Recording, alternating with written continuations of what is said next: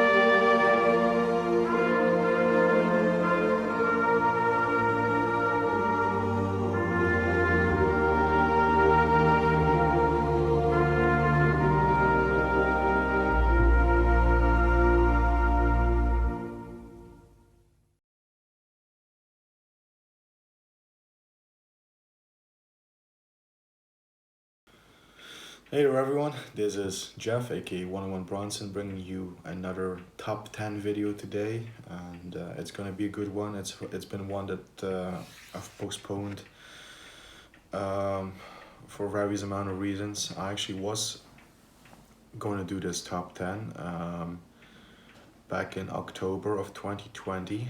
I already filmed it. I was really getting ready to get it out there for everyone. But then, of course, we all heard the sad news that the actor in our top 10, Sir Sean Connery, on October the 31st, 2020, unfortunately has left the world. He has left us. He passed away. And so immediately I started debating with myself, and of course, I started debating with myself on whether or not to release the video. Because I was speaking, of course, of Sean as if he was still alive, and I was like, I definitely have to reshoot parts, and also I postponed it right then and there because for me it would seem distasteful to do a top 10 video shortly after he passed away. I think it would sort of been, I think some people might have criticized me for doing it. And I share the same criticism because it will be sort of in a way cashing in on his death, and I really did not want to do that. Just for the views and subscribe and stuff. I'm not that guy, so right then and there I decided to postpone it. I tried to reshoot it a couple of times, unsuccessful. I just really had to deal a little bit, I guess, with the loss of Sean Connery, because it did emotionally hit me as well as I imagine a lot of other people, because I grew up with Sean. I've said this on my channel before, but for people that are newcomers, James Bond, Sean Connery, and the other actors, but the James Bond franchise was really my first cinematic experiences, if you will. Those are really the first movies I remember seeing as a young kid, were the Bond films, and I loved Sean, I loved Roger Moore, George Lazenby, even I love all the Bond actors. And Sean was just so amazing as James Bond. So I really sort of grew up with him. I played as him in the From Russia with Love video game in which he did the voice, which that was 2005. That was right around my time of getting into movies and video games and everything. So I have a lot of sort of rooted childhood memories involving Sean Connery and obviously his character of James Bond, which is why I chose to get this collectible out here for the video and so that he can be sort of with us in spirit, in a way, which of course he still is. He's still with us in spirit, and his cinematic legacy lives on, of course. And that's of course what we are going to talk about, because this is my top 10 Sean Connery movies. That was a great segue, I must say. And as you know, before we go into any top 10, we first rattle off a few honorable mentions, talk a little bit about the honorable mentions, not too in depth. But I do want to recommend a couple of films that did not make the list, but they could have easily had. And to be perfectly honest, right up until a minute or two before filming this, before turning the camera on right there, I was still changing films around on the list. So, but I finally decided this might be my definitive, satisfactory list that I'm really satisfied with. So let's go into the honorable mentions. Number one, as an honorable mention, we have the film Robin and Marion from 1976, with Sean Connery and Audrey Hepburn and Robert Shaw. This is a great, great sort of Robin Hood story.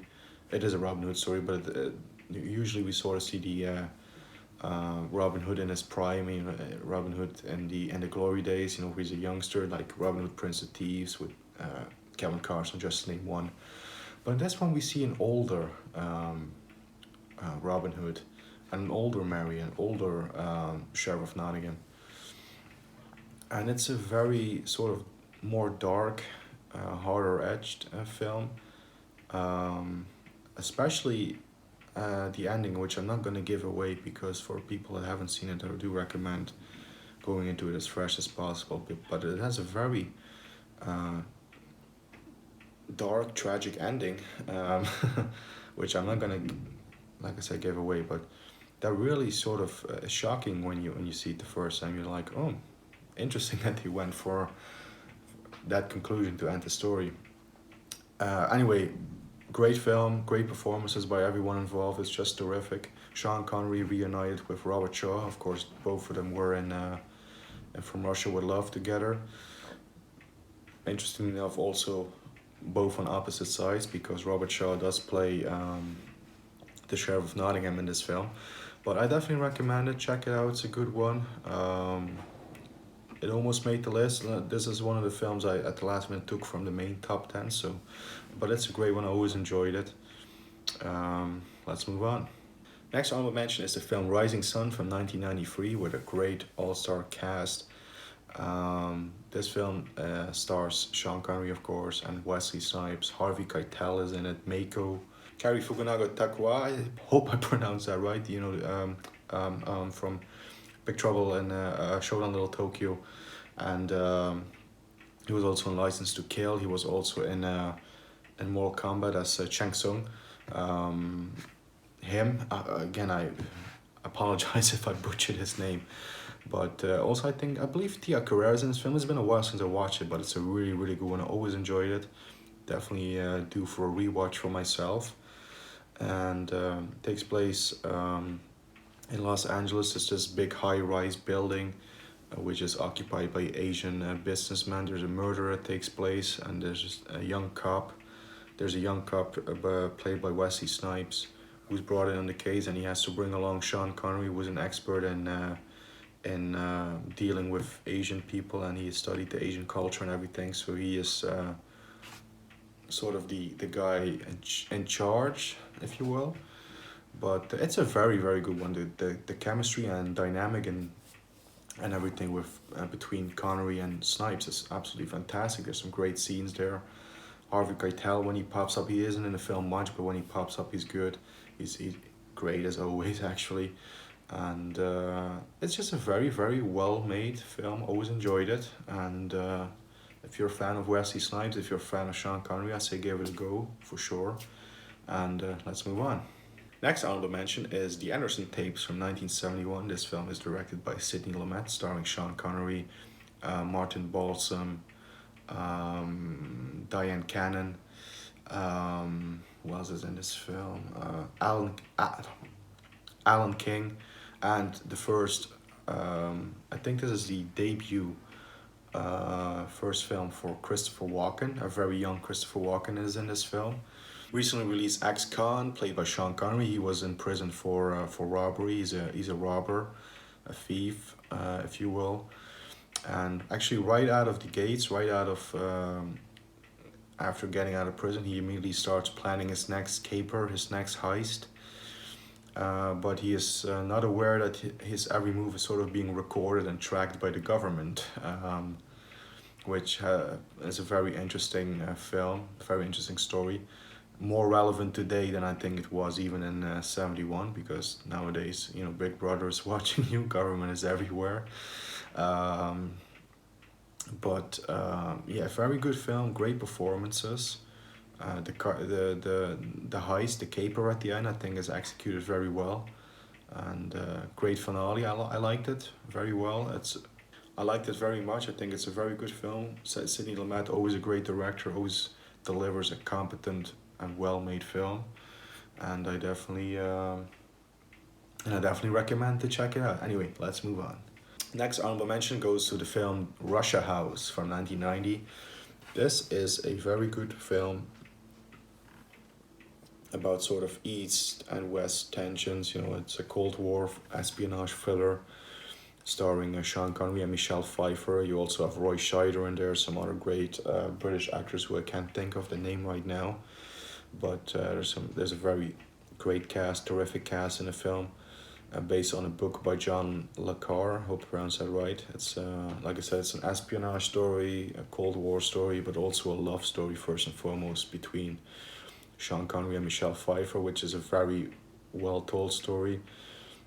In my opinion, I think both actors are doing a fantastic job. Michelle Pfeiffer is one of my favorite actresses anyway, if not my favorite. I love everything that she's in. She's never disappointed me.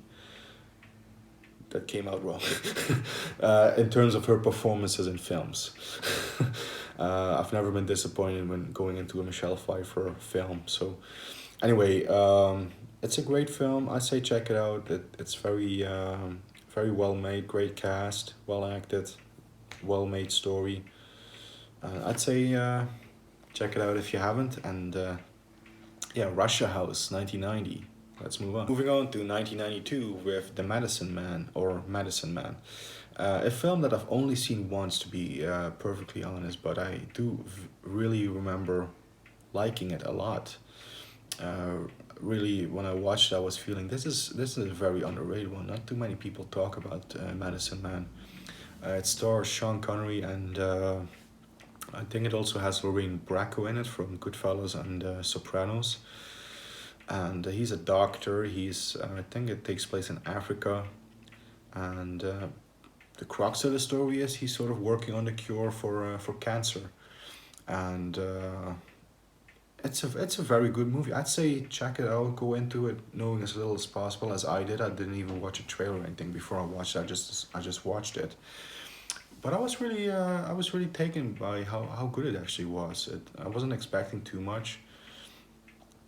Because not too many people talked about this one or talk about it, like I said, but I definitely recommend it. It has a score by Jerry Goldsmith, which I did enjoy. He's always delivering great scores. Jerry Goldsmith, one of the best movie composers of his generation. So yeah, Medicine Man from 1992. I'd say it's an underrated one. I'd say give it a go. Let's move on. And last but certainly not least for the honorable mentions, again, a film that was actually on the main list, but I had to flip it and change it around. This is The Name of the Rose from 1986 with Sean Connery and a very young Christian Slater. F. Murray Abraham is in the film, as well as Michael Lonsdale, who played Hugo Drax in Moonraker for the Bond connection. And it's a very, very, very well made film. Takes place in like olden times. Takes place actually in a monastery, and this ancient monastery, and Sean Connery actually is a monk that deals with monks. There's actually been a murder in this monastery, and Sean Connery is brought in to sort of investigate, and he has Christian Slater along with him, sort of his protege, if you will. It's just terrific. It's a very good film, very very good performances. It's I'd say it's a bit of an underrated one as well. Actually, there's also is one that many people talk about. So I'd say give this one a go, just as the other ones. And that was the last honorable mention. Name of the Rose, 86. Definitely give it a go. We're gonna move on, however, to the top 10. The official top 10 from 101 Bronson. Here we go. At number 10, we have The Rock from 1996, directed by Michael Bay, starring Nicolas Cage, Sean Connery, Ed Harris, Michael Biehn is in the film, Hicks from Aliens, and Kyle Reese from Terminator, along with a bunch of other great recognizable actors and recognizable faces that of course, I can't think of right now. But it's a very good film, great action film, directed by Michael Bay. Like I said, this is when Michael Bay was in his peak. He was doing Bad Boys. This film, it's just terrific. And you have Sean Connery, who plays this retired ex-military guy, I believe, special forces from the British government. John Mason was a team up with this young guy, Stanley Goodson, I believe the character's name is, played by Nicolas Cage, and they have to lead a counter-strike attack on the island of Alcatraz, of course, The Rock, where Ed Harris and his team of cronies are, and where they are threatening to do very bad things with nuclear weapons. So it's a great action film. There's some great action scenes, especially in the end. Great interplay with Sean Connery and Nicolas Cage. Ed Harris does a terrific job as the bad guy. It's just a great film. It deserves a place in any Sean Connery fans top 10. Could it have been a little bit higher? Maybe, sure, but at least I made the top 10, right? Anyway, let's move on to number 9. Coming in at number 9, we have The Hunt for Red October from 1990, starring Alec Baldwin, Sean Connery, James Earl Jones, Tim Curry. A lot of great actors in this film. It's an all-star studded cast, directed by John McTiernan. It's similar to Russia House. It's a Soviet Cold War story, tensions between East and West. Sean Connery plays a Russian submarine captain who is actually planning to defect. Alec Baldwin plays Jack Ryan. He is the young military advisor, and he also knows Sean Connery character. I think Captain Ramirez? No, it was something to that effect. I forget the character's name at this particular moment. But he really knows the character of Sean Connery. So he's sort of put on a submarine. He is sort of negotiating with Connery's character. It's a very, very good film. It's not necessarily an action film. It's more of a thriller, character study maybe even of the two characters. But it's a very, very well-made film. John McTiernan always delivers a great film, in my opinion. He did Predator, Die Hard, obviously, this one, Last Action Hero, the Thomas Crown Affair with Pierce Brosnan. He's done a lot of great films. Every film of his that I've seen, I've always enjoyed. This is no exception. I definitely recommend this one. One of Connery's most iconic performances as a Russian submarine captain, but yet he speaks with his own Scottish accent. He says at one point in the film, there's always a line I love to quote for some reason. We're entering into the final stage. A game of chess against our old adversaries, the Americans. And I'm like, adversaries? I think you mean adversaries, don't you, Sean? But, anyway, it's a great film, definitely. Terrific film, great performances. Alec Baldwin, this is one of his early films. I think this was right before he hit like mega stardom, if you will, as an actor. But he's terrific in it, and high recommendation. Hunt for Red October, it's a great one. Let's move on. Number 8, we have The Offense from 1973, directed by Sidney Lumet. starring Sean Connery. I forget the other actors in this film, but this is not a film that is for everyone. I must say this. The Offense. It's Sean Connery plays a UK British police officer who's very burned out, very stressed, and especially on the case that he's working now of a child killer, child molester. Um, Connery is very pissed off throughout the entire film. He's had it with everything. He's very pissed off. Let's put it that way. And there is some very interesting scenes in which he does the interrogating of the suspected child killer slash child molester. And that's really the heart of the story is really those scenes where the interrogation scenes. That's really what the film sort of all revolves around.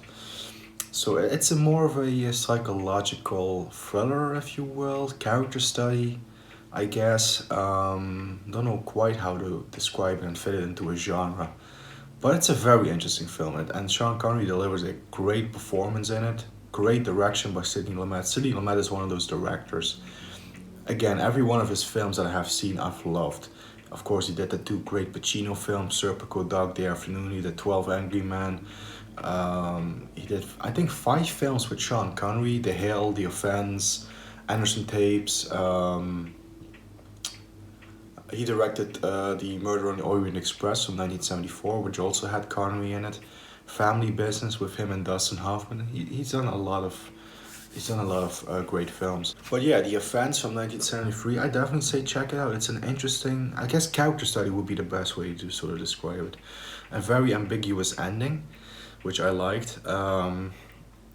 I thought it was just a terrific film. It might as well have been a stage play. It's sort of like a stage play, but then put the film, because it's mostly just a one-on-one film with Connery, like I said, the interrogation. So it's an interesting one. I definitely say give it a chance. I think it has a wide release. I think Powerhouse Indicator has released it in the UK, or was it Eureka? I can't remember. But the film is definitely out there. Just seek it out, give it a chance. You won't be disappointed. And even if you are, you still have seen a great performance by Connery. So anyway, let's move on to the next one. And at number 7, we have yet another Sidney Lumet film. I think this is the best one that he did with Connery, that they worked on together. This is 1965's The Hill, which is a absolutely terrific film about this military work prison camp in North Africa. I think it's Morocco, with Sean Connery along with the other prisoners is being tortured and brutalized by the prison guards, the military guards. By the way, the main military guard leader, I think the actor's name is Harry Andrews. He does a absolutely phenomenal job. You despise this guy, you hate this guy, you really hope that Sean is going to kick his ass, but Sean is not playing Sean Connery. He's not playing the macho male guy persona. You know, he's definitely a far cry from the Bond character, which I think was definitely the goal at that time, because 1965 Connery would, I think this was filmed around the same time of Thunderbolts. He was at the height of his Bond of the Bond career, and I think by this point he was getting tired of Bond. He was really going for a role that would really separate him, and I think that because of that reason people sort of overlooked it at the time, because he was still mega super popular as James Bond. So it flew a bit under the radar, but it's a terrific film. He does a fantastic job, and I think it's one of his best acting performances without a doubt. So I'd say check it out, The Hill from 1965. It's not widely available, but you might be able to find it on like Netflix or Amazon, whatever. But as far as physical release, I think your best bet is going to be a Warner Archive DVD. I really wish somebody would release it on Blu-ray, because I would definitely pick it up instantly. But The Hill 1965, great character study as well. Just like the previous Sidney Lumet film we just talked about, The Offense. The sort of the breakdown of the Connery character, the way he's just constantly being brutalized and tortured, and he does fight back, but it's very well done. It's well done. Check it out, and let's move on. At number 6, we have 1987's The Untouchables, which is a absolute masterpiece, directed by Brian De Palma, starring Sean Connery, Kevin Costner, Andy Garcia, Robert De Niro. Great cast. Sean Connery won his only Oscar Academy Award for that film as Best Supporting Actor in his role of Jim Malone. And deservedly so. If you can hold your own in a film with Kevin Costner, Andy Garcia, and Robert De Niro, the De Niro from the 80s, from that time when he was still at the top, De Niro, you know, was at that point won 2 Academy Awards, was playing Al Capone, a role that fits him like a tight glove, in which De Niro does a fantastic job. But if you can manage to steal the show, which in my opinion Connery really does, you deserve that Oscar, and he does a absolutely fantastic job. Now the story is about the days of Al Capone, like I said, played by De Niro, and there is this sort of elite task force put together by Elliot Ness, played by Kevin Costner, to basically go and take on Al Capone, try to take him down. And it's a great, fantastic movie. I'm not going to say too much about it. For people that haven't seen it, you really should check it out. You're missing out.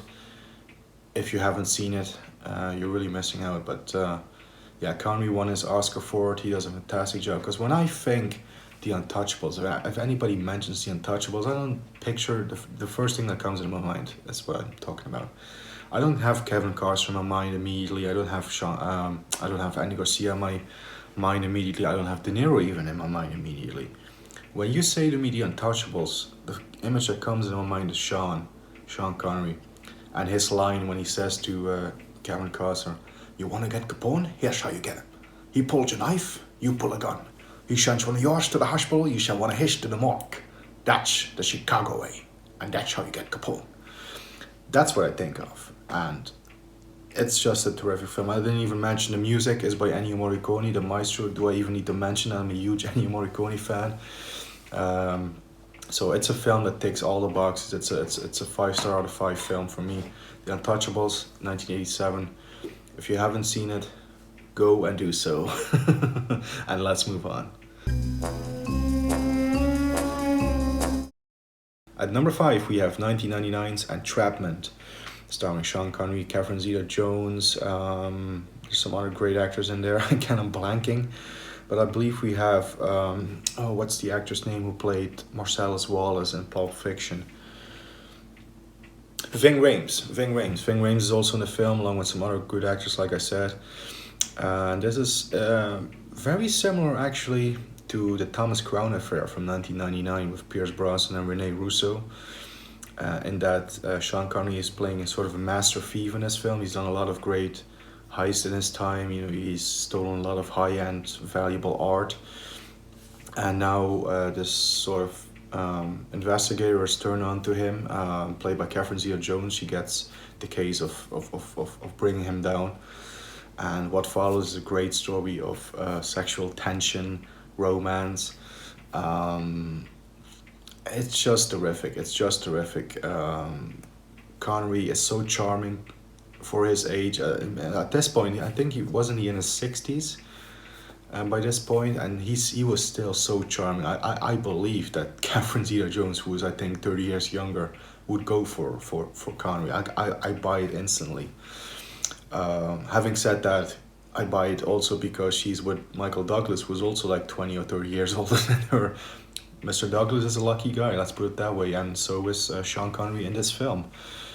But yeah, if you like the Thomas Crown Affair from 1999, I'd say check this one out. It's a great companion piece in my opinion. There's a great heist at the end of the film. It won't disappoint you. There's plenty of funny moments, a lot of dramatic moments, tension, everything. It just has everything. It's terrific. I recommend it highly. Entrapment is one that I always had in high regard in terms of Sean Connery films. I absolutely love it. Let's move on. At number 4, we have probably one of Sean Connery's best known movies besides his Bond movies. We're talking Indiana Jones and the Last Crusade from 1989. Now, do I need to talk about this film and say what I don't even know what I can say that hasn't been said already. It's my favorite of the Indiana Jones films, in large part because of Sean Connery and the great, fantastic dynamic and chemistry with him and Harrison Ford as Indiana Jones, of course. The adventure is, I think it's the best adventure of all three of the films. There's no fourth movie. Let's put it that way. I don't. There's a fourth movie? I never heard of it. Of the trilogy, this is the best. It's definitely Indiana Jones. Great first one. A lot of people don't like the second one. I like the second one. I think it's good as well. Not as, but then you have this fucking amazing finale in the trilogy. Yes, trilogy. And perfect ending. When they ride off in the end into the sunset, it's you don't need more than that. Connery is fantastic. Steals the show as Henry Jones Sr., the father of Indiana Jones. I really don't know what else I can say. I think pretty much everybody has seen it. If you haven't, what rock are you living under? Go check it out, because it's definitely worth seeing. However, do watch. Well, actually, it's not even necessary to watch the other Indiana Jones films, because they sort of all three sort of stand on their own. It's not like they follow on from one another in a sort of direct way. But if you can, check out the other two beforehand. But definitely don't pass up on Indiana Jones and the Last Crusade. And that's about all I got to say about it. Let's move on. At number 3, we have The Man Who Would Be King from 1975, which for me, this is Sean Connery's best movie that wasn't a James Bond film. Outside of his Bond work, I think this is his absolute best performance and best film. It stars Sean Connery, Michael Caine, Christopher Plummer, very young Christopher Plummer.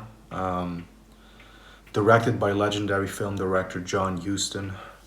It's a big epic sort of adventure film about two men from the British Army who they go into this country. I forget the name of the country, but they sort of set themselves up as kings of the country, but they're very quickly overthrown, and it's a very cool climax of the story, which I'm not going to give away.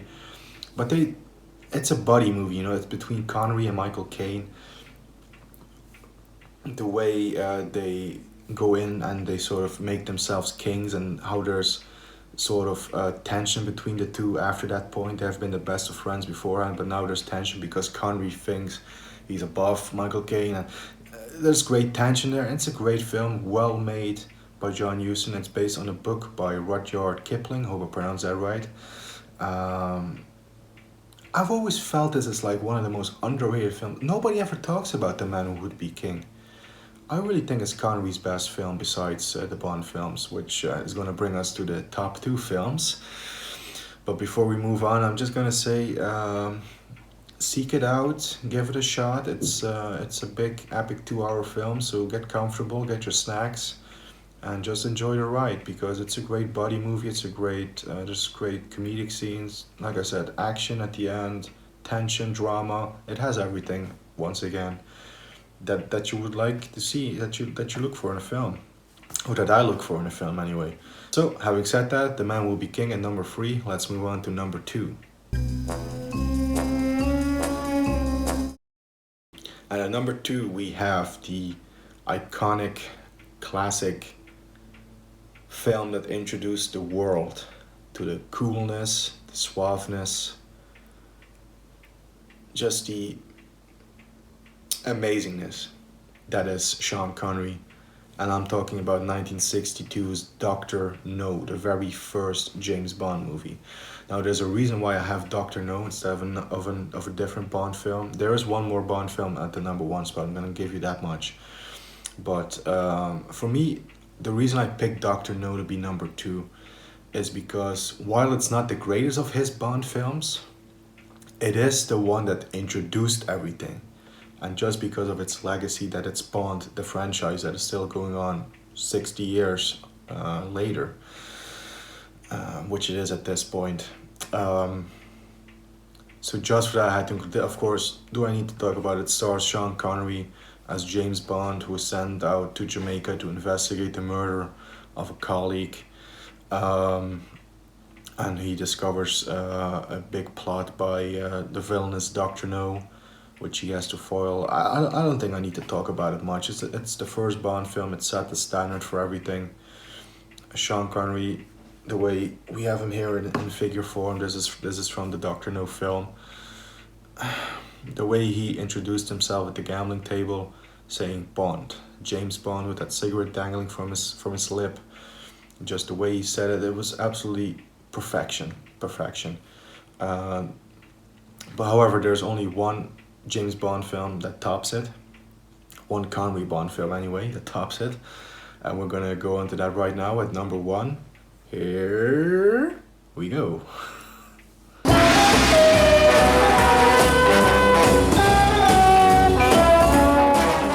At number 1 we have the classic, the iconic, the one and only, the film that really set the standard of what a Bond film should be. Even more than the first one, Dr. No. We're talking 1964's Goldfinger, directed by Guy Hamilton, with Sean Connery as James Bond, Hunter Blackman as Pussy Galore, Gert Furby as Ori Goldfinger, Harold Sakata as Oddjob. I just described everything you need to know. You have Oddjob, you have Pussy Galore, you have Ori Goldfinger, classic villains, and just classic film. This is really the film that made James Bond a household name, even more than the first two did. You have everything in this film. Great action scenes for the time. You have the gadgets, you have the Aston Martin DB5 being introduced. You have Sean Connery at his absolute best performance as Bond, and in my opinion his best performance ever. This is really the one that cemented it all.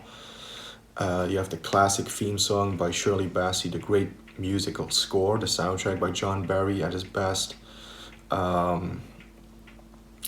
which he would only perfect with On Her Majesty's Secret Service, which that is my favorite Bond film of all time. But man, you just have it all in this film. Great action set pieces. The finale at Fort Knox is fantastic. It is really the Bond film to, really the blueprint of the Bond formula, which pretty much all the other Bond films, with a couple of notable exceptions, would follow. So it is a legendary film, has a high legacy, and very well deserved. I love it. I can watch it day and night. I've watched it a countless amount of times. So I'd say Goldfinger 64 is the ultimate Sean Connery. It has him at his most. He's just so. I can't put my word on it. I'm sorry, but he's just so enigmatic, charismatic, cool, suave. He encapsulates what made him such a great Bond in that film to a T.